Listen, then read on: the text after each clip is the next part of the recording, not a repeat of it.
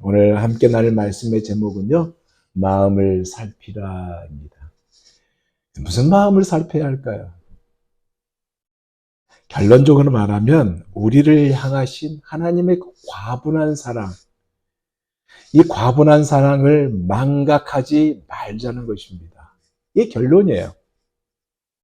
아시다시피 우리가 이 오늘 읽은 본문은 잘 아는 본문이에요. 교회 생활을 오랫동안 했던 사람은 수없이 들었던 그리고 봤던 본문입니다. 예수님께서 십자가상의 대속적인 죽음을 앞두고 유월절을 제자들과 함께 가졌는데 그 제자들과 함께 가졌던 그 만찬이 최후의 만찬이에요. 그리고 그 자리에서 성찬을 제정하신 내용이 오늘 우리가 읽은 본문입니다.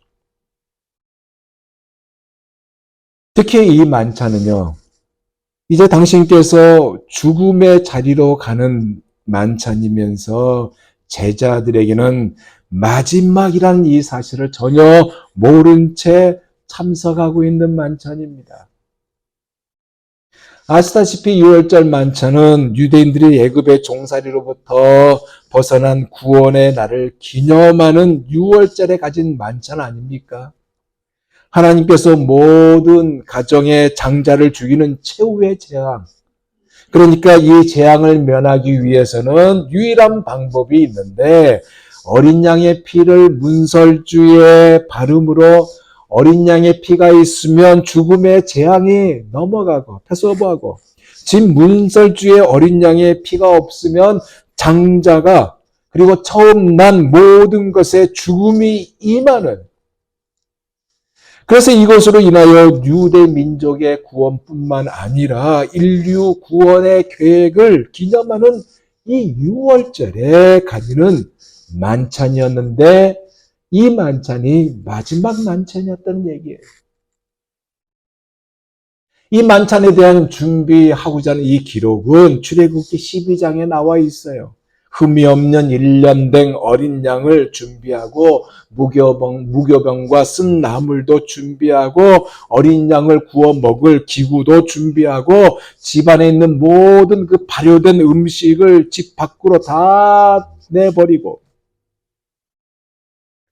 명절을 준비하는 유대인 대부분은 이렇게 나름대로 유월절을 준비합니다. 근데 이 유월절 준비 만찬을 어디서 하냐고 묻는 것으로 오늘 본문이 시작되고 있어요. 17절 볼까요? 무교절의 첫날에 제자들이 예수께 나와서 이르되 유월절 음식 잡수실 것을 우리가 어디서 준비하기를 원하시나이까? 제자들이 어느 곳에서 이 유월절 만찬을 가질 것인지 걱정이 되었기 때문에 물었습니다. 이유는 뭐냐? 이 유월절 만찬을 지키지 않으면 매년 특별한 절기를 지켜야 하는 율법, 이 율법을 범하는 일이 되기 때문에 그렇습니다. 근데 말씀을 제가 묵상하면서 드는 또 다른 생각이 있어요. 왜 물었을까? 그것은 아마도 주님께서 은밀하게 이 만찬을 준비하고자 했던 것이 아닐까라는 생각을 가져봤습니다. 왜냐하면 이때부터 사실 예수님이 십자가 처형을 향해서 치닫는, 즉 치닫기 시작하고 있기 때문에 그렇습니다. 이미 유다의 배신 음모가 착수되었다는 것도 이미 주님이 아셨기 때문에 은밀하게 하려고 했지 않았나 하는 생각이 들었어요. 그래서 그런 의미로 봤을 때 제자들이 잘 아는 집이 아닌, 심지어 예수님이 지금 머물고 있는 이 베다니 집이 또 아닌 또 다른 곳으로 추론되지만 이것 또한 맞는 말도 아니라고 할 수 있습니다. 그래서 어떤 학자들은요, 일부 학자들은 이 만찬을 했던 이 장소가 마가 다락방이 아니었나라고 이야기한 분도 있어요. 오순절 성령이 임한 곳이고 그리고 예루살렘 교회가 되는 곳이라 이곳이라 생각하지만은 이것 또한 특별하게 확인된 바는 없는 말이에요. 제가 이곳에 한번 가봤습니다. 하나님 은혜로 갈 일이 생겨서 가봤는데 크기가 지금 우리가 예배 드리고 있는 이 장소의 약 2배 정도의 사이즈. 그곳에서 제자들은 예수님의 말씀대로 준비하겠다고 제자들이 물었습니다. 18절에서 19절을 볼까요? 이르시되 성한 아무에게 가서. 성한 아무에게 가서라고 마태는 이렇게 기록하고 있는데 누가는요. 누가복음 22장 10절에 이렇게 기록하고 있습니다. 성내에 들어가면 물 한 덩어리를 가지고 가는 사람을 만날 것이다. 그가 들어가는 집을 따라 들어가서 집주인에게 유월절을 먹을 객실이 어디 있냐라고 물으면 큰 다락방을 보여줄 것이고 그곳에서 준비하라라고 누가복음 22장에는 기록되어 있습니다. 여하튼 이르되 선생님 말씀이 내 때가 가까웠으니 내 제자들과 함께 유월절 내 집에서 지키겠다 하시더라 하라 하시니 제자들이 예수께서 시키신 대로 하여 유월절을 준비하였더라. 근데 보세요, 여러분. 이 만찬을 가졌을 때 즐거웠을까요? 안 즐거웠을까요? 대개 음식이 있는 곳에는 행복이 넘쳐납니다. 그죠? 웃음이 가득하고 그 먹는 것 때문에 이런 이야기 저런 이야기 다 하게 됐습니다. 그런데 이 만찬은 어쩌면 폭풍전야의 고요함이 있지 않았을까 하는 생각이 들어요. 왜냐하면 이제 몇 시간이 지나면요. 유다에게 배신당하시고 겟세마네에서 체포되어 유대인과 로마인들에게 부당한 재판을 연달아 받으시며 심한 매질과 조롱을 당하시고 무자비한 군인들의 손에 의해서 십자가에 못 박히시고 서서히 고통스러운 죽음을 맞이하시기 때문에 그렇습니다. 근데 이것도 모른 채 제자들은 주님과 함께 유월절 만찬으로 식탁에 모였습니다. 식탁의 즐거움을 가지고 시작하려고 하는데 주님께서 아주 깜짝 놀랄 만한 말씀, 엄청난 돌직구를 거기서 날립니다. 21절 보세요. 그들이 먹을 때에 이르시되 내가 진실로 너희에게 이르노니 너희 중에 한 사람이 뭐라고요? 나를 팔리라. 구원의 날을 기념하는 기쁘고 좋은 날에요. 찬물을 끼얹는 너희 중에 한 사람이 나를 팔리라 라는 이 돌직구를 주님께서 날린 것입니다. 생각해보세요. 당신과 약 3년 동안 동고동락했던 제자들이에요. 그들이 받을 충격은 생각하지 않은 채 우리 중에 한 사람이 배신자가 될 것이다라는 얘기를 하고 있는 것입니다. 이 엄청난 돌직구에 충격을 받아서 어느 누구도 이 소리에 잠잠할 수가 없었어요. 그래서 몹시 근심한 질문을 예수님께 대묻습니다. 22절 그들이 몹시 근심하여 각각 여쭈되 주여 나는 아니지요. 그런데 본문을 자세히 보세요. 아주 흥미로운 것이 발견되는데요. 어느 누구도 예수님 저는 절대로 그렇지 않습니다 라는 이런 항변을 한 사람은 하나도 없습니다. 성격이 급한 베드로조차도 대꾸하지 않았습니다. 그의 예전의 모습이라면 어떤 모습이냐? 다른 사람들은 다 그럴지라도 저는 아닙니다라고 강한 어필을 하는 베드로인데 충격이 휩싸여 주여 나는 아니지요 라고 말을 했고요. 비단 베드로뿐만 아니라 모든 제자들도 각각 주여 나는 아니지요 라고 혹시나 내가 여기에 해당되면 어떻게 하지라는 두려운 마음으로 여쭈었습니다. 그러니까 뭐예요? 아닌 밤에 홍두깨를 만난 셈이고 아주 무거운 6월절 만찬이 되었다는 얘기예요. 그런데 유다는 어떻습니까? 아주 어처구니 없게 강한 멘탈을 가진 존재답게 주님 제가 배신할 사람입니까? 라고 내려묻지 않습니까? 여러분 여기에 교훈이 있어요. 단순히 넘어갈 부분이 아니에요. 뭐냐면요. 자기가 죄인인 줄 아는 사람이 짓는 죄보다요.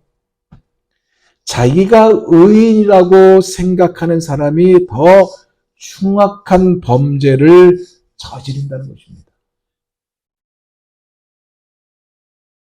이러한 자는 죄를 짓고 있는 와중에도요, 죄인이라고 생각하지 않아요. 그것이 죄라고 생각하지 않는다는 얘기입니다. 자기가 죄인이라고 생각하지도 않고요, 아예 못하는 거예요. 그리고 나름대로 자기 자신의 소신이 있다고 자기 자신을 합리화시킵니다. 유다의 소신이 뭐겠습니까? 지금 예수님과 결별 아닙니까? 예수님과 결별하겠다는 자기의 소신이 지금 유다의 마음에 있는 거예요.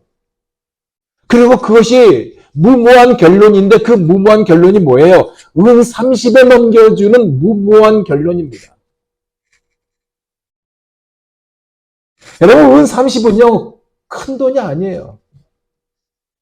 만약에 큰 돈을 요구한다면 유다가 대제사장과 딜을 했을 거예요. 이건 너무 작다. 더 주시오. 라고 딜을 했을 거예요. 근데 은 30을 그대로 받았잖아요. 큰 돈이 아닙니다. 은 30은요. 노예값이나 마찬가지입니다. 당시에.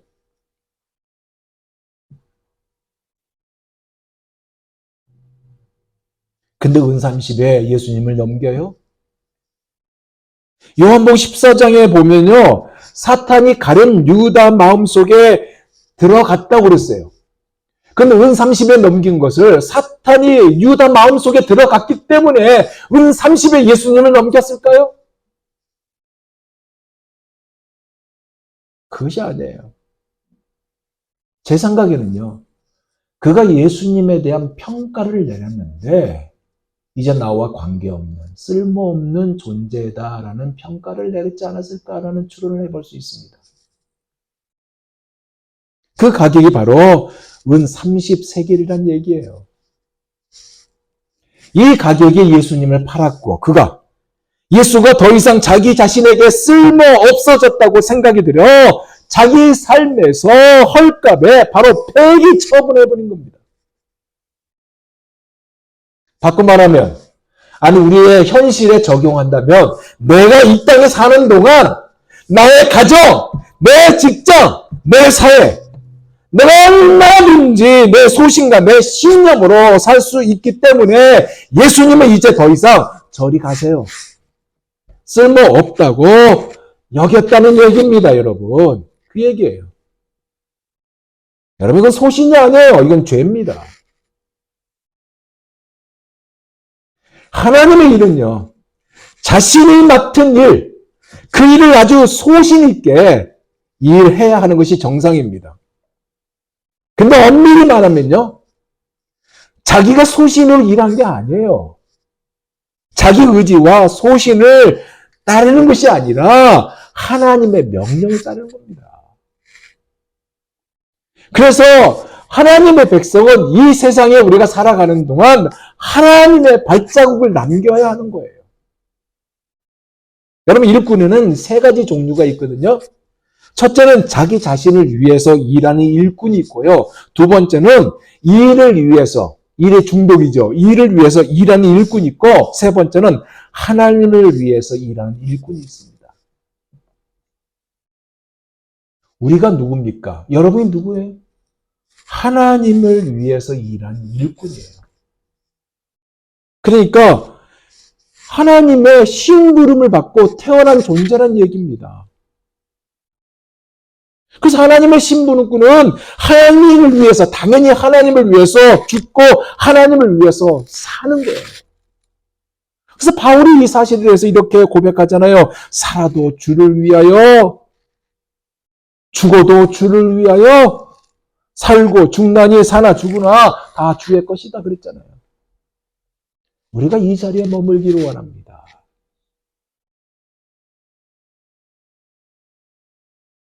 근데 보세요.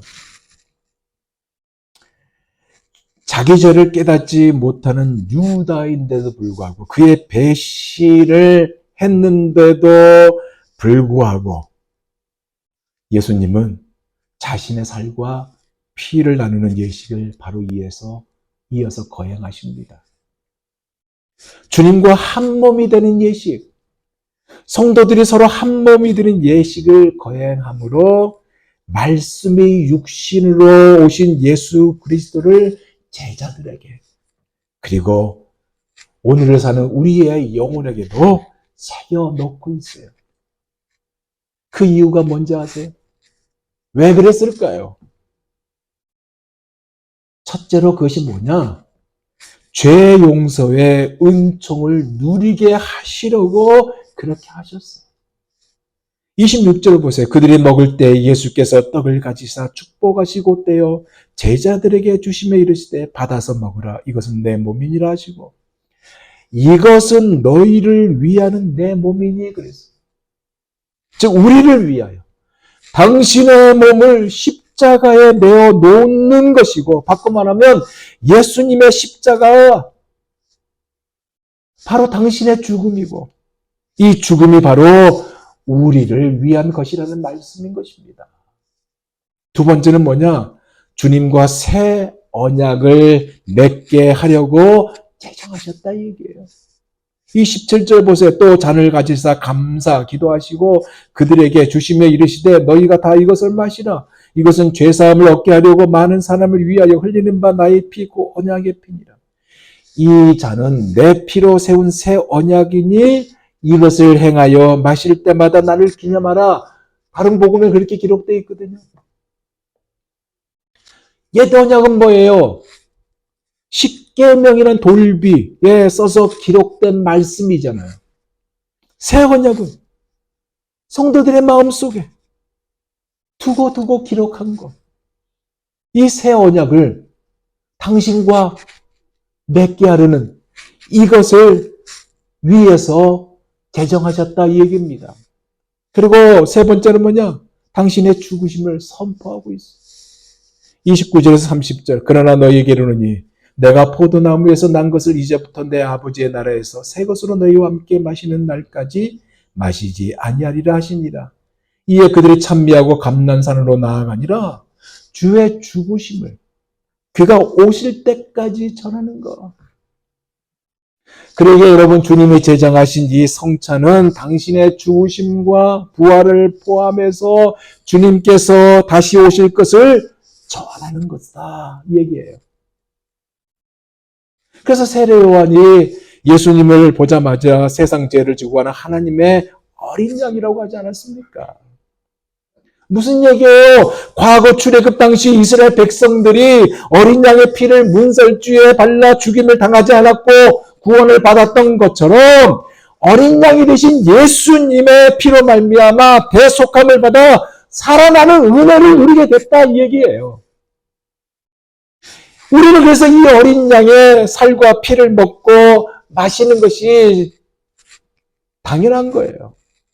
예수님이 떡을 내 몸, 포도주를 나의 피라고 하신 것은 물리적 본질을 실제 예수님의 몸과 피를 바꾼 것이 아니라 진짜 육신으로 임하신 하나님이 세상 죄로 인해서 실제 몸이 부서졌고 실제 피가 흘러졌다는 이 확증인 거예요.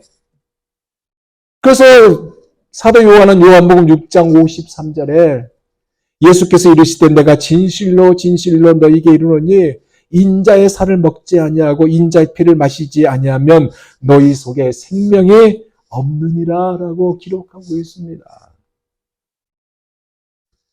이제 말씀을 마무리하겠습니다. 결론이에요.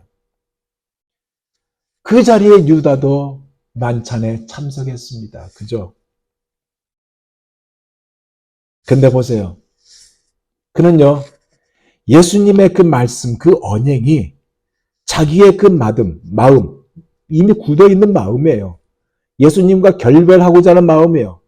굳은 마음을 뚫고 들어오는 것을 그가 허용하지 않았습니다.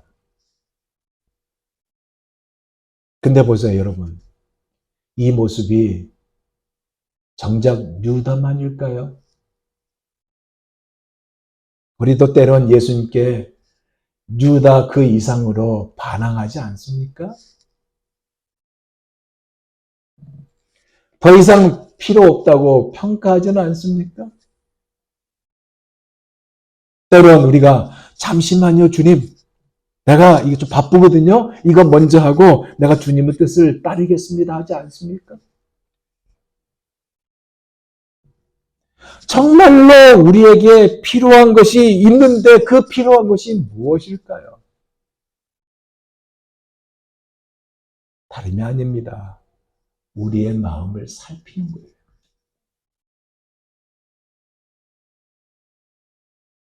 여러분 살면서 먼지 안 나오는 사람 없어요. 털면 먼저 다 나와요. 우리가 이 얘기를 안 할 뿐이지 감추고 있을 뿐이지 죄 다 탈탈 털면 엄청나게 나올 겁니다. 제가 마음을 살피라고 해서요.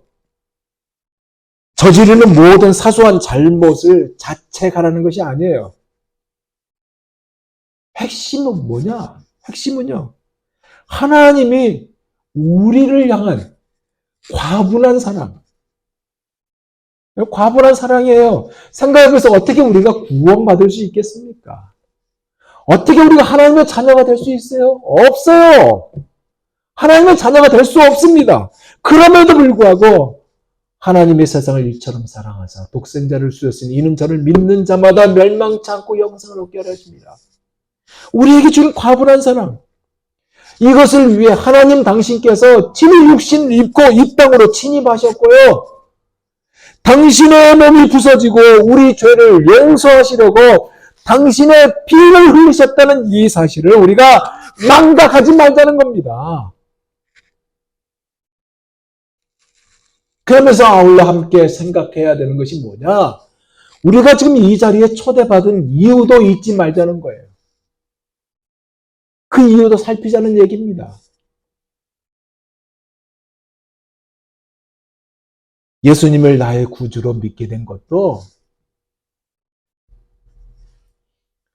우리를 창세전에 예정하시고 택정하시고 이 하나님의 은혜 그리고 때가 참에 성령님께서 이것을 알게 하심으로 우리가 예수님을 나의 구주로 고백하게 하는 이 오직 이 믿음 때문에 그리고 하나님의 큰 은혜로 말미암아 예수님과의 구원에 관계된 하나님과 구원에 관계된 이 이유 때문에 우리가 초대를 받은 거예요. 이것이 우리의 자력이라고요? 아니에요. 우리의 자력이 아닙니다. 그래서 우리가 항상 우리의 영혼을 살펴야 되는 겁니다. 우리의 영혼을 살피지 않는 모습이 있어서는 안 돼요. 그랬을 때 성령 하나님께서요, 우리 안에 있는 일만의 배반이나 배신, 위선을 쓸어내어 주실 것입니다. 그리고 예수님을 닮아가는 그 자리로 인도하게 될 것이에요. 이번 한 주간 우리가 이 은혜 안에 가득 충만한 은혜 가운데 지내기를 예수 그리스도 이름으로 축원드립니다.